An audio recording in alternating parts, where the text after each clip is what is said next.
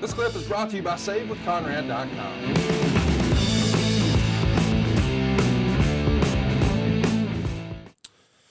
Well, now it's time for our main event.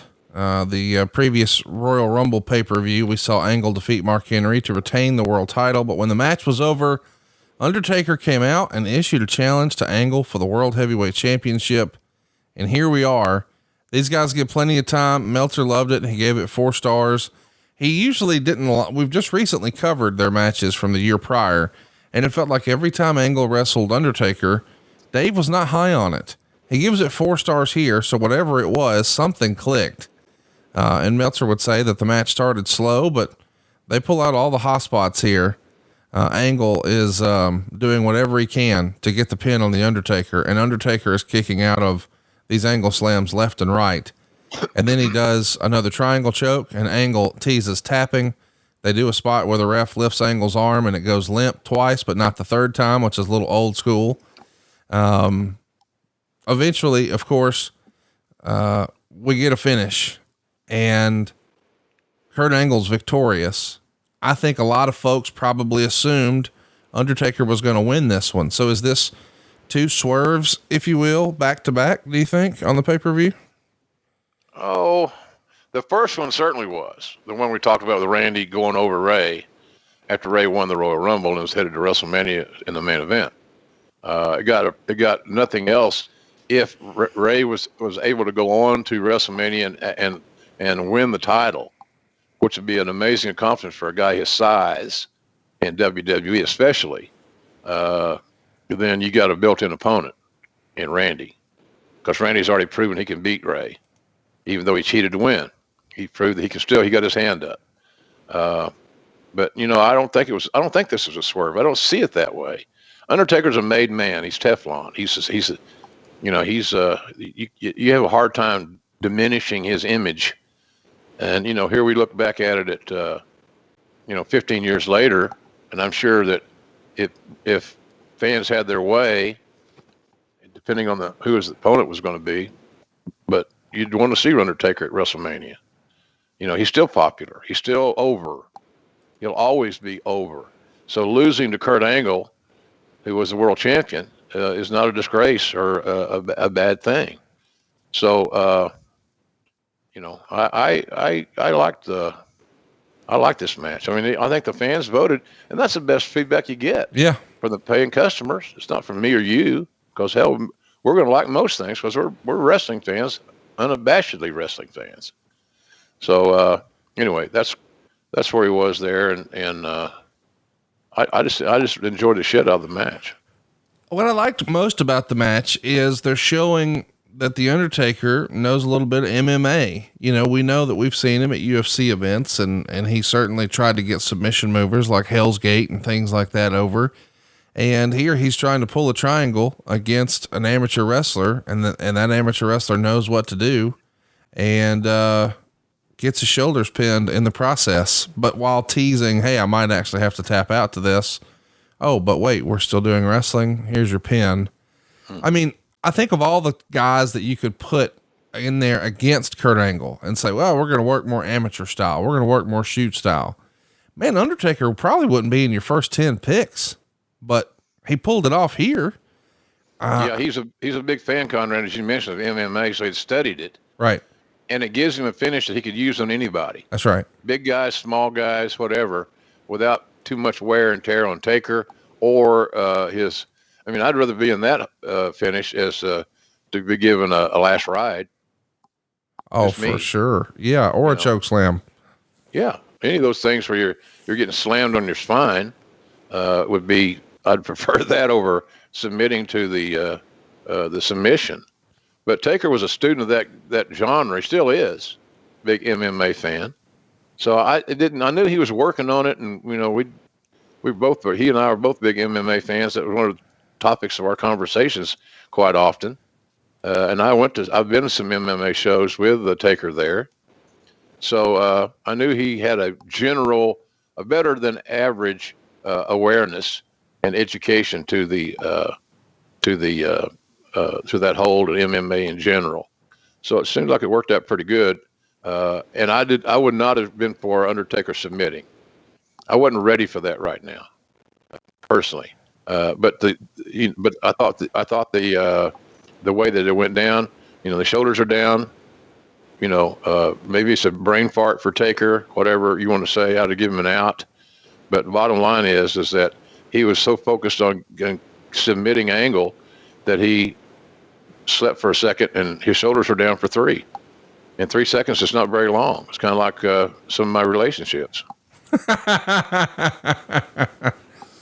What do you think of the business evolving a little bit? I mean, is this more about the Undertaker trying to adjust his style to, I don't know, one that's more conducive to a long career, because he's getting up there in age, even 15 years ago. I mean, people were talking about him retiring in 97. Well, here he is 9 years later, still rolling, still in the main events. Is him adjusting to these sort of MMA maneuvers? And as you said, it's a finish he can give anyone. Is it more about that, or is it more about, hey, let's try to educate the audience about MMA, because all of a sudden the UFC is getting hot and we do have a legitimate wrestler here. Let's introduce triangles and arm bars and things like that maybe haven't been staples in pro wrestling, but we can legitimize them now because they see it ending fights on another channel. Yeah, I think submissions were becoming more and more popular because they were being utilized on unless you get knocked out or you get too many strikes, you can't continue in an MMA fight like in UFC. Show you how the business has changed. Just a few weeks ago, we had one of our best one-on-one matches in AEW with Dax Harwood and Jungle Boy Jack Perry. Yep. I thought their match on TV was just frigging phenomenal. Match of the week. At the end of the day, the smaller, courageous, never give up Ricky Morton-like babyface made the heel submit.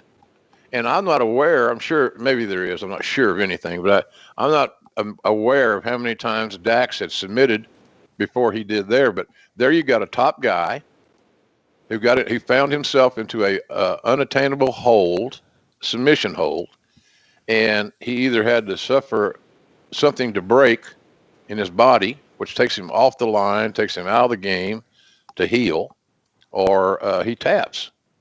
And I thought that finish was just beautiful. So we're seeing a lot more of that now, where submissions are being more utilized.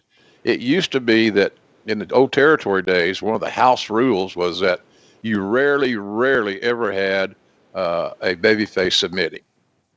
It's just, for whatever reason, most of the bookers who are former babyfaces themselves perceive that as a weakness or a big chink in the armor. And so I just think the times have changed, using that Harwood and Jungle Boy illustration. But I wasn't ready for Undertaker to give up. Go back to WrestleMania 13. Bret Hart gets Austin in a submission, and Austin's bleeding like a pig, and he passes out. Ding, ding, ding. He couldn't continue. But he never said, I quit. He never quit. His body gave up on him, and he went unconscious. Same basic formula, Conrad, if you know what I'm saying. So, it's just wasn't time for Taker to submit, but I like the finish it was kind of an old school finish. The shoulders are down. Oh shit. I can't believe I kept my shoulders down, and right. I got counted out and I've lost. So anyhow, I like the finish. I like the finish. I love the match. And I just wish more people had watched it so the boys could have made more money. Let's talk about Kurt Angle here for a moment. First of all, I want to mention we've got the new Kurt Angle show anywhere you enjoy podcasts. It drops for free Sundays at 6 a.m., but you can get the shows early and ad free with video over at adfreeshows.com. Hell, goddamn video.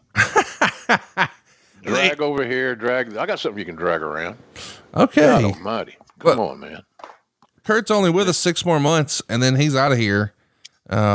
He's going to leave, and I'm sure we're going to cover that in 6 months here on the show, but this is a big time in his career. I mean, here he is, world champ. He's going to be headed in at a WrestleMania. People still talk about his match at WrestleMania the year before with Shawn at WrestleMania 21, and his body's breaking down on him, and he's become dependent on painkillers, and he's been very open about that.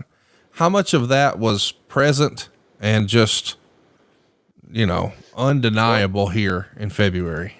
Well, it was peeking. It was peeking out from under the covers. There was something going on, but we didn't know definitively what. We suspected, but we didn't know for sure.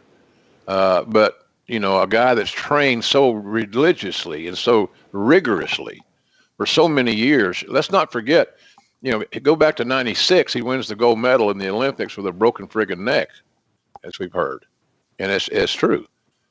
But before that, Kurt was a bull of the woods at Clarion University in Division I amateur wrestling. With that goes extensive training, and even though wrestling has a season, the great ones don't quit training. So his body has been pushed and prodded and twisted and all that stuff for years. So I think that was just a cumulative effect of his overt training. I don't know of anybody that I signed that had that kind of training and that kind of background before we brought him in. I mean, he's an Olympian. Right. He won it. So, I think that we kind of were aware that there may be a little dark cloud maybe moving in, but we weren't quite sure. And could we nip it in the bud? Could Kurt nip it in the bud? And it just came to the fact that, I've said many times on the show that the number one trait that I always look for in signing a talent was reliability. And so when that factors into your decision making, the reliability aspect, you really got to take inventory. And I think Vince finally took the inventory, and it just I don't think it was the fact that Kurt wasn't making many money. He was doing very well. He'd made a lot of money for WWE, and I'm sure you'll talk about that on this Sunday podcast, which is excellent, by the way. So I don't know.